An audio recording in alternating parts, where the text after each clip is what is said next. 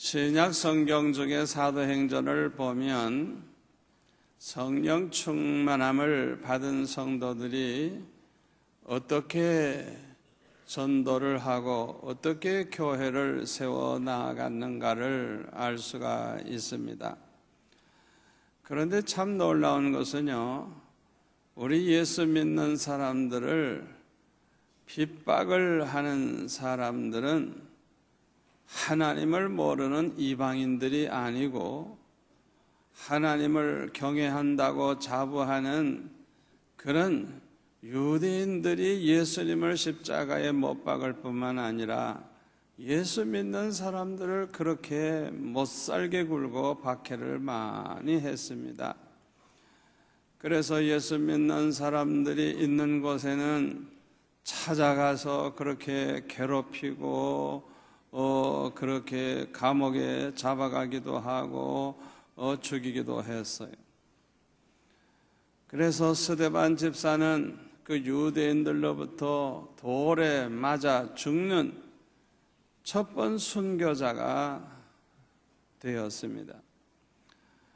이렇게 교회가 핍박을 받고 어려움을 당하면 두 종류의 사람이 있습니다. 하나는 두려움을 이기지 못하고 낙심이 되어서 아이고 이제는 예수 믿으면 안 되겠구나 이렇게 흔들리는 그런 사람들이 있고요.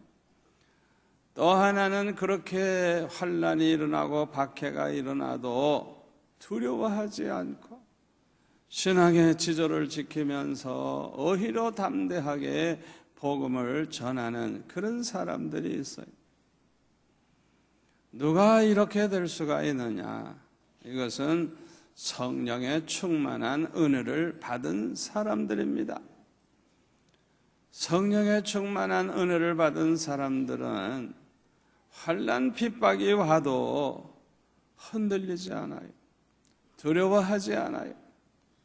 담대하게 오히려 복음을 전하고 승리의 삶을 사는 것을 볼 수가 있습니다.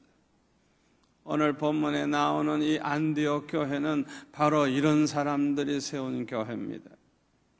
사도행전 11장 19절 이하에 보면 그때에 스데반의 일로 일어난 환난으로 말미암아 흩어진 자들이 베니게와 그브로와 안디옥까지 이르러 유대인에게만 말씀을 전하는데 그 중에 그브로와 구레네 몇 사람이 안디옥에 이르러 헬라인에게도 말하여 주 예수를 전파하니 주의 손이 그들과 함께 하심에 수많은 사람들이 믿고 주께 돌아오더라 그랬어요.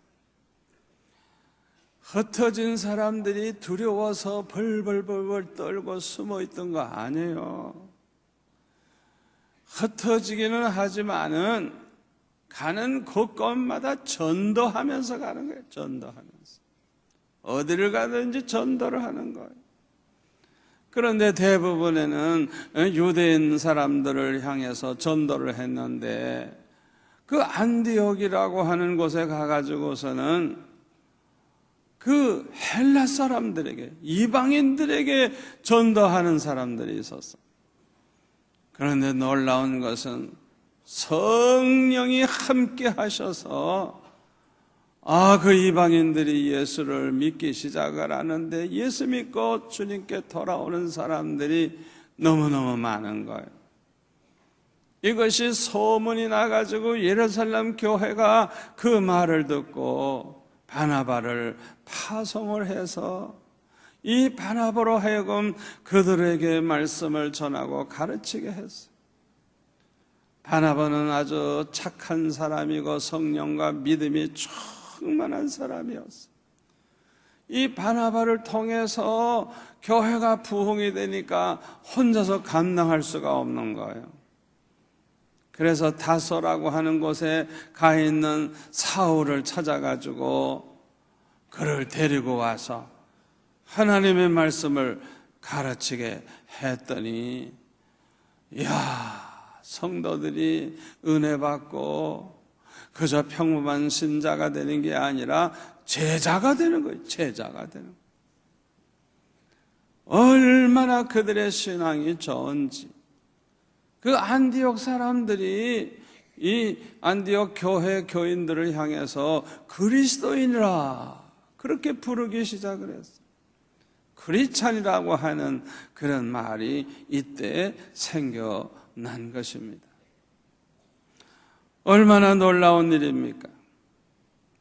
이 안디옥 교회는 우리 수영로 교회가 본받아야 할 줄로 믿습니다. 성령의 은혜가 충만한 이 안디옥 교회는 선지자들과 교사들이 많이 있는 그런 교회였어요.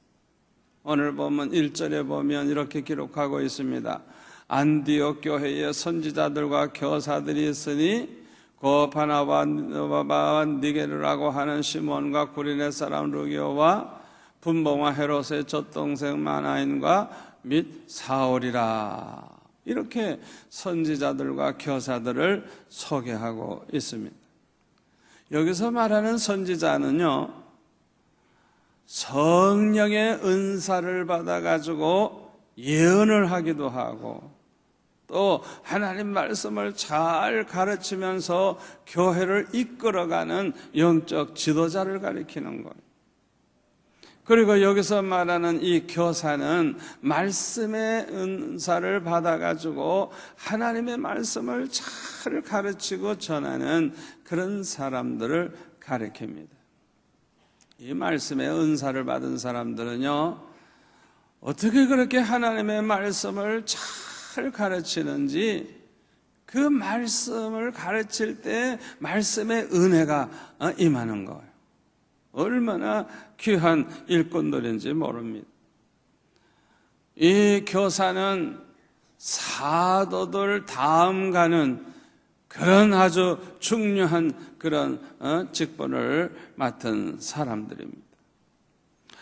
두 번째로 성령의 은혜가 충만한 이 안디옥 교회는 금식하며 기도하는 사람들이 많은 교회였어요.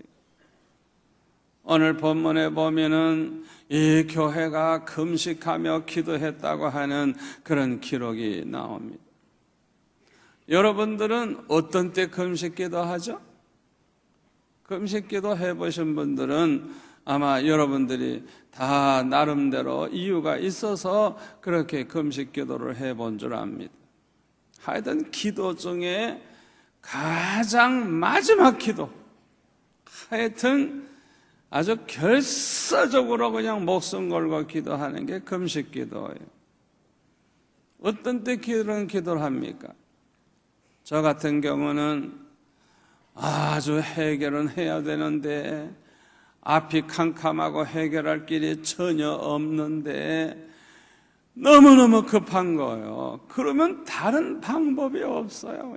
그냥 금식하면서 하나님 앞에 부르짖기 시작을 하면 어떤 때는 하루, 이틀, 사흘, 나흘 지나다가 보면 하나님께서 응답을 하시고 기적을 보여주시고 그래가지고 문제를 해결하는 그런 체험을 저는 많이 해봤어요. 또 어떤 때 금식 기도를 합니까? 중요한 문제를 놓고 결정을 해야 되는데 내가 어떻게 결정하느냐에 따라서 내 일생이 달라지는 거예요. 너무 중요한 거예요. 이거는 함부로 결정했다면 큰일 나는 거예요. 그럴 때 아버지, 하나님의 뜻이 무엇인지 가르쳐 주세요. 하나님의 뜻대로만 결정하기 원합니다 하면서 금식하면서 기도하다가 보면 하나님께서 말씀해 주시고 응답해 주셔서 하나님의 뜻을 알고 결정을 해서 평생 아주 수지 맞는 복을 받는 그런 체험도 하게 되죠. 또 어떤 때 금식 기도합니까? 심령이 너무 메마르고 답답해서 내가 어떻게 이런 심령 가지고 살아갈 수가 있을까? 은혜를 좀 받아야 되겠다. 은혜를 사모하는 마음 가지고 아버지 나에게도 좀 생수의 강과 같은 은혜 주시고 성령의 불로 좀 충만하게 해달라고 하나님 앞에 금식하면서 기도하다가 보면은 어느 날 그냥 성령의 불이 임하는 그런 놀라운 그런 응답을 받는 그런 경우도 있죠. 아마 여러분들도 여러 가지 체험을 아마 한 분들이 많이 있을 겁니다. 오늘 본문에 보면은 이 안디옥 교회도 금식하며 기도하다가 성령의 음성을 듣는 걸 볼 수가 있어요. 여러분 하나님 앞에 금식해 가면서까지 기도하는 그런 때는요, 응답 받을 때까지 끈질기게 기도하시기 바랍니다. 한두 번 그저 기도해 보다가 응답이 없다 그래가지고 물러나지 마세요. 아예 그냥 금식하다가 죽을란다, 아예 죽을 생각하고 그냥 결사적으로 하나님 앞에 기도해 보세요. 반드시 은혜 받고 반드시 하나님께서 축복하십니다. 아멘. 세 번째로 성령의 은혜가 충만한 이 안디옥 교회는 성령의 음성을 들을 뿐만 아니라 성령의 음성대로 순종하는 그런 교회였어요. 성령의 음성을 듣는 것도 중요하지만은 그 성령의 음성대로 순종하는 것, 이것이 사실 더 중요합니다. 여러분, 주는 성령께서 말씀하실 때 불순종하면요, 그 사람은 다시는 그런 음성 못 들어요. 이제 그거 하셔야 돼요. 주님이 말씀하시면 무조건 순종을 해야 그런 사람은 더 큰 은혜 가운데 살면서 성령의 인도하심을 받고 축복을 받게 되지, 불순종하면 안 돼요. 영국의 유명한 청교도로서 존 버년 목사님이라는 분이 계셨는데 국왕의 명을 어겨가지고 감옥에 들어간 적이 있었어요. 이분은 기도 많이 하는 분입니다. 은혜가 충만한 분입니다. 그래서 모든 사람들이 아주 존경하는 그런 목사님이었어요. 옥사장이 어느 날 목사님에게 찾아와가지고 문을 열어주면서, 목사님, 집에 가서 사모님도 좀 만나고 아이들도 만나고 좀 쉬었다가 오세요. 그리고 옥문을 열어주고 가라 그러는 거예요. 그래서 이제 그 감옥에서 나와가지고 집으로 가다가 갑자기 다시 돌아오시는 거예요. 아니 왜 돌아오십니까? 그러니까 성령께서 인도하시는 길이 아니기 때문에 내가 다시 돌아왔다고 그렇게 말씀하는 거예요. 성령께서 말씀하시지 않고 성령께서 인도하는 길이 아니기 때문에 돌아왔다는 거예요. 그런데 이게 웬일이에요? 감옥에 돌아온 지 1시간쯤 지났을 때 이 국왕이 감옥을 찾아온 거예요. 존 버년이 감옥에 있나 없나 그 확인하러 온 거예요. 얼마나 아슬아슬했습니까? 그냥 갔더라면 어떻게 될 뻔했어요?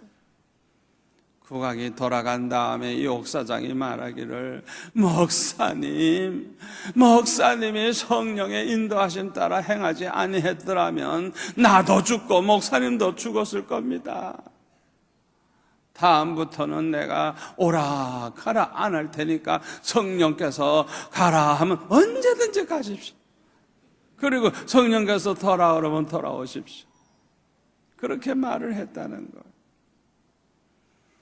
성령께서 인도하심 따라서 사는 이 신령한 그런 아주 목사님이 이 존 버년 목사님이었어요. 저도 기도하다가 주의 음성을 듣고 참 큰 문제를 해결한 간증이 많아가지고 이렇게 종종 설교하다가 간증을 하니까 어떤 분은 저에게 질문을 합니다. 목사님, 그 성령의 음성을 도대체 어떻게 듣습니까? 이러고 질문을 하는 거예요. 궁금하니까. 아마 지금 여러분들 중에서도 그렇게 궁금하신 분이 있을 거예요. 질문하고 싶은 분이 있을 거예요. 그분들 위해서 제가 알아듣기 쉽게 구체적으로 말씀을 드릴게요. 사람의 음성과 성령의 음성이 어떻게 다른 줄 여러분들 아시나요?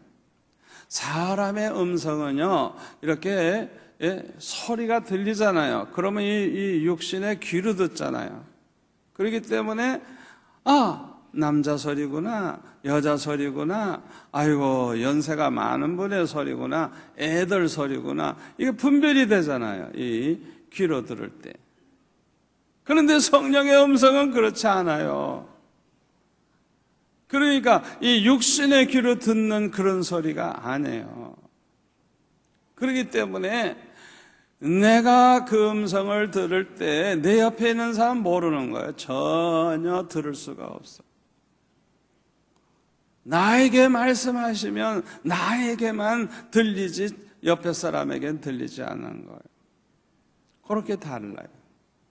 그런데 제가 지금까지 어렸을 때부터 항상 주 앞에 응답을 받았을 때, 주의 음성을 들었을 때 보면은 언제나 확실하게 말씀하시고 분명하게 말씀하시고 하나도 애매한 게 없이 그렇게 알아들 수 있게 그렇게 말씀하셨고, 그 말씀대로 다 이루어졌고 그 말씀대로 다 하나님이 책임져 주셨어요.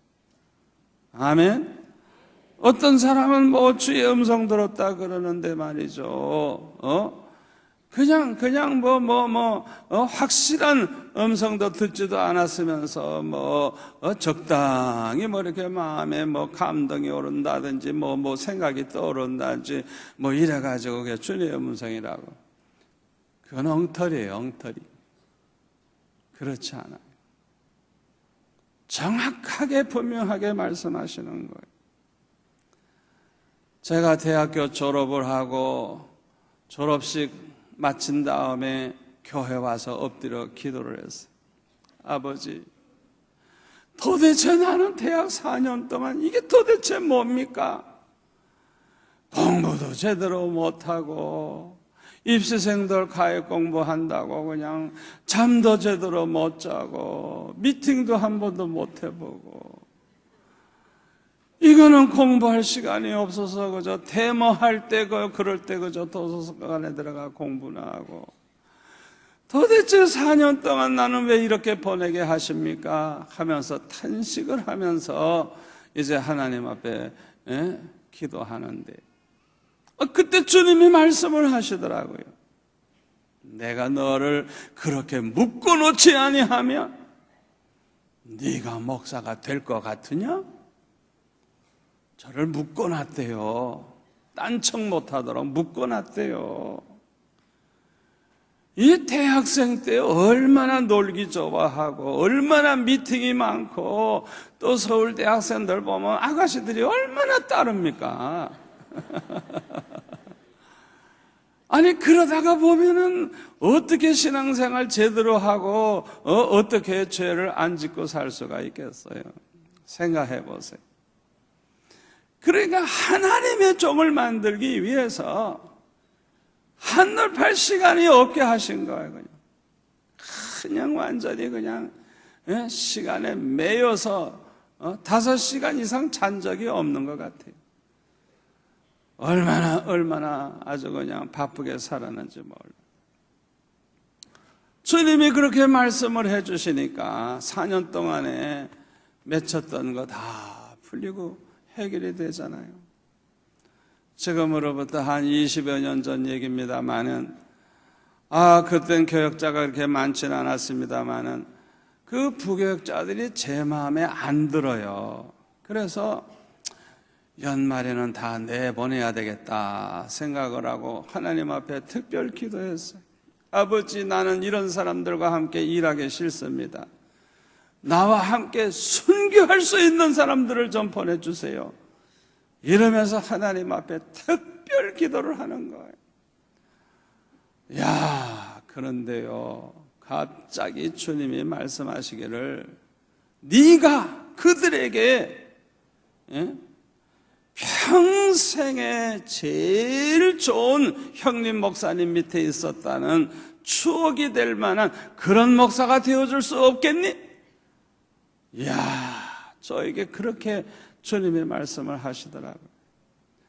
그래서 기도하다가 주님이 그렇게 말씀을 하시니까 오히려 나보고 그 사람들 내보낼 생각하지 말고 제일 좋은 형님 목사 되어주라는 거예요. 평생의 추억에 남을 수 있는. 그 주님이 이렇게 말씀하시니 제가 뭐라 그러겠어요? 예, 그대로 하겠습니다. 이러고 그냥 순종을 했어요. 그래서 교역자들 갑자기 다 모이라 그랬어요. 그리고 다 이야기를 했어요. 여러분들 마음에 안 들어서 다 내보낼 생각을 하고 내가 특별 기도하는데 주님이 이렇게 말씀하시더라.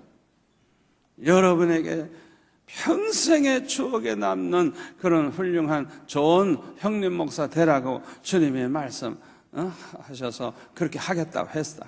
그러니까 이제는 나를 당회장으로 생각하지 말고 친형이라고 생각해라. 죄만 짓지 않으면 된다. 마음 놓고 하고 싶은 대로 다 해라. 실수하면 다 봐줄 테니까 실수 겁내지 말고 열심히 해라. 실수하다가도 배우니까 죄만 짓지 마라. 그랬더니 열심히 실수를 하는 거예요. 그래도 그냥 걱정 안 하고 그냥 신나게 일을 하는 거예요. 자발적으로들 그냥 얼마나 그냥 기쁨으로 그냥 열심히들 일을 하는지. 이 교회가 더 그냥 활발해지고 더 교회가 기쁨이 넘치고 부흥이 더 빨리 되고 그렇게 축복을 받았어요. 주님의 음성에 순종하니까 복을 받았어요. 아멘. 안디옥 교회는 성령의 음성을 듣고 순종을 했어요. 그래서 바나바와 사울을 따로 세워서 성령께서 시키시는 일을 하게 하라고 말씀해서 그대로 성령이 인도하심 따라서 두 사람을 이제 선교사로 파송을 하게 되었어요. 이 두 사람은 안디옥 교회의 가장 중요한 영적 지도자입니다. 이 두 사람이 빠지면 얼마나 영향을 받는지 몰라요. 그럼에도 불구하고 주님이 말씀하시니까 무조건 순종을 해서 이들을 선교사로 파송을 하게 된 것입니다. 그런데 본문 4절에 보면요, 이 두 사람은 성령의 인도하심을 따라서 이 도시 저 도시 이렇게 옮겨가는 걸 볼 수가 있어요. 그 모든 도시들은요, 지금의 터키, 그리스, 로마를 비롯해서 유럽 대륙입니다. 거기를 3번 이상 돌았어요. 3번 이상. 그러면서 가는 곳곳마다 복음을 전하면서 교회를 세우기 시작을 해서 이 두 사람의 이 선교 여행을 통해서 복음이 전 세계로 퍼져나가게 되는 것을 볼 수가 있습니다. 우리의 죄를 대속하기 위해서 십자가에 못 박혀 죽으시고 사흘 만에 부활하신 예수님께서 승천하시기 전에 마지막으로 가장 중요한 말씀을 남기셨는데 그게 두 가지입니다. 하나는 뭐냐 하면 온 천하에 다니면서 만민에게 천국 복음을 전파하라. 이것이 한 가지고 또 하나는 성령을 받아라. 이게 마지막으로 우리에게 명하신 거예요. 여러분, 가장 중요한 그런 명령이기 때문에 이것은 마지막 그냥 떠나시면서 그렇게 남기신 것이기 때문에 저와 여러분이 반드시 순종해야 되고 반드시 이대로 해야 돼요. 아멘. 얼마나 중요한 말씀인지 모릅니다. 그런데요, 예루살렘 교회는요, 은혜가 충만해서 그냥 교회가 부흥이 되는데 몇천 명이 몇만 명으로 늘어나서 나중에는 그냥 수를 셀 수도 없이 그렇게 부흥이 됐어요. 그러나 그들은 선교사 파송을 안 했어요. 만민에게 복음을 전파하라 그랬는데 예루살렘에만 다 모여 있는 거예요. 그러니까 하나님께서 어떻게 하셨어요? 환란이 일어나게 하시고 박해가 있게 하셔가지고 막 스데반이 돌에 맞아 죽질 않나 이래가지고 그냥 강제로 그냥 흩어지게 해가지고 복음이 전 세계에 퍼지도록 그렇게 하셨어요. 여기서 우리가 깨닫게 되는 게 뭡니까? 교회는 부흥하는 것으로 만족하면 안 된다는 것입니다. 내 교회가 부흥되고 내 교회가 커지고 내 교회가 잘 되는 것만 생각하고 좋아하면 안 됩니다. 아직도 예배당이 하나도 없는 그런 동네가 이 경남에만 해도 얼마나 많은 줄 알아요? 복음이 들어가지 아니한 것이 얼마나 많은 줄 알아요. 그렇기 때문에 계속해서 사람을 보내서 전도하게 하고 예배당이 없으면 예배당 짓고 교회를 세우고 그래서 예배당이 없는 동네가 하나도 없도록 만들어야 돼요. 아멘. 그리고 더 넓게 생각하면 전 세계를 향하여 선교사를 파송을 해서 땅끝까지 복음을 전해야지. 그저 내 교회, 내 교회, 내 교회 그렇게만 생각하면 안 되는 것입니다. 그런데 이 안디옥 교회는 예루살렘 교회와 달랐어요. 성령의 음성을 듣고 순종을 해서 최초로 선교사를 2사람이나 파송하는 이런 교회가 됐어요. 그런데 이 2사람은요, 성경에 보니까요, 한 곳에만 머물러 있지 않고 자꾸만 옮겨 다닌 것을 볼 수가 있어요. 그래서 여행을 많이 하면서 전도를 했어요. 왜 그렇게 했을까요? 이들이 성령의 인도함 따라서 그렇게 했는데 왜 성령이 그렇게 하시냐 하면 하나님의 택한 백성은 한 동네에만 있는 게 아니에요. 세계 곳곳에 흩어 있기 때문에 그들에게 다 복음을 전해야 예수 믿을 기회가 생기잖아요. 그래서 자꾸만 이들을 옮겨가게 하신 것을 볼 수가 있습니다. 성령이 인도하시면 어디라도 가야 할 줄로 믿습니다. 그런데 마태복음 10장 23절에 보면 예수님이 이런 말씀을 하십니다. 이 동네에서 너희를 박해하거든 저 동네로 피하라. 내가 진실로 너에게 이르노니 이스라엘의 모든 동네를 다 다니지 못하여서 인자가 오리라. 그렇게 말씀하셨어요. 복음을 받지 아니할 뿐만 아니라 오히려 박해를 해. 거기 있지 말라는 거예요. 다른 동네로 가라는 거예요. 왜? 예수 믿을 사람, 구원받을 사람이 이 동네만 있는 게 아니잖아요. 다른 동네도 있잖아요. 그러니까 거기 머물러 있지 말고 다른 동네로 가라는 거예요. 그렇게 돌다가 보면 이스라엘을 다 돌질 못해 가지고 예수님이 오시리라는 거예요.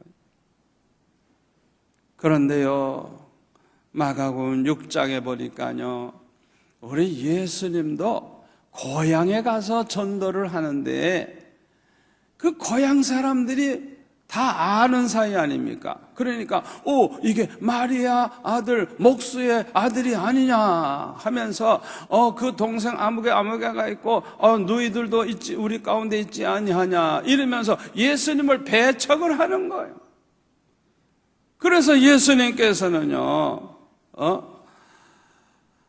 그런 곳에서 아무 권능도 행하실 수가 없어서 다만 소수의 병자들에게만 안수해서 고쳐주실 뿐이고 믿지 않는 그들을 그냥 두시고 다른 마을로 떠나셨다 그랬어요.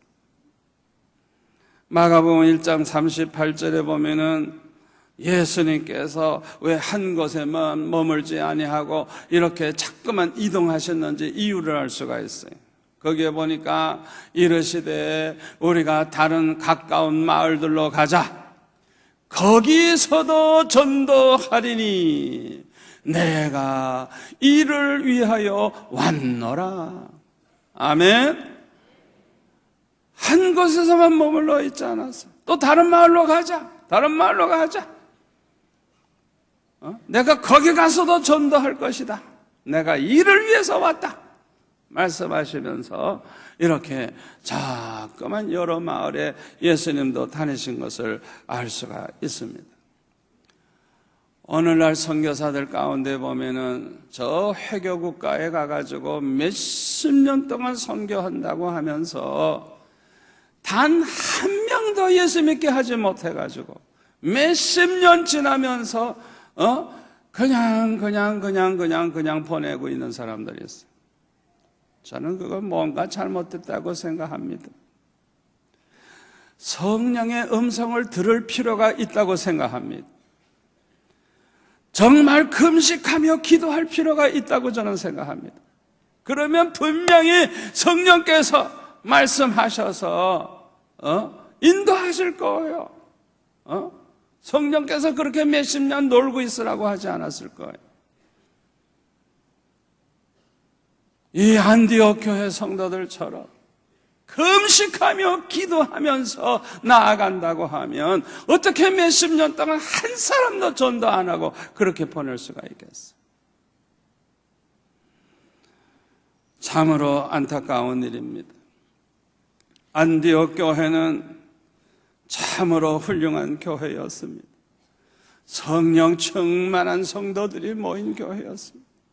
성령의 음성을 듣는 교회, 성령의 음성에 따라 순종하는 교회, 선교사를 최초로 파송한 교회가 되었어요. 얼마나 아름다운 교회입니까? 우리 수영로 교회도 이런 교회가 되어야 할 줄로 믿습니다. 이런 교회가 되려고 하면 저와 여러분 모두가 다 성령의 충만함을 받아야 됩니다. 아멘. 우리가 이번 저녁부터 시작되는 집회에는 꼭 은혜를 받아서 여러분들이 여러 가지 어려운 문제, 답답한 문제, 해결해야 될 문제가 있다고 하면 이 집회 기간 동안에 금식하면서 한번 기도하면서 참석을 한번 해보세요. 반드시 은혜 받을 뿐만 아니라 반드시 하나님께서 축복하시고 말씀하시고 참 모든 문제가 해결될 줄로 믿습니다. 그래서 두고 감사할 일이 되시기를 축원합니다. 기도하겠습니다. 아버지 하나님 감사합니다. 오늘 주신 말씀이 우리에게 축복이 될 줄로 믿습니다. 성령 충만케 하여 주옵소서. 성령의 음성을 듣는 자가 되게 하여 주시옵소서. 내 맘대로 사는 자가 아니라 성령의 인도하심 따라 사는 자가 되어서 우리의 남은 여생은 하나님과 동행하면서 하나님을 기쁘시게 하며 아름답게 사는 삶이 되게 하여 주옵소서. 예수님의 이름으로 기도하옵나이다. 아멘.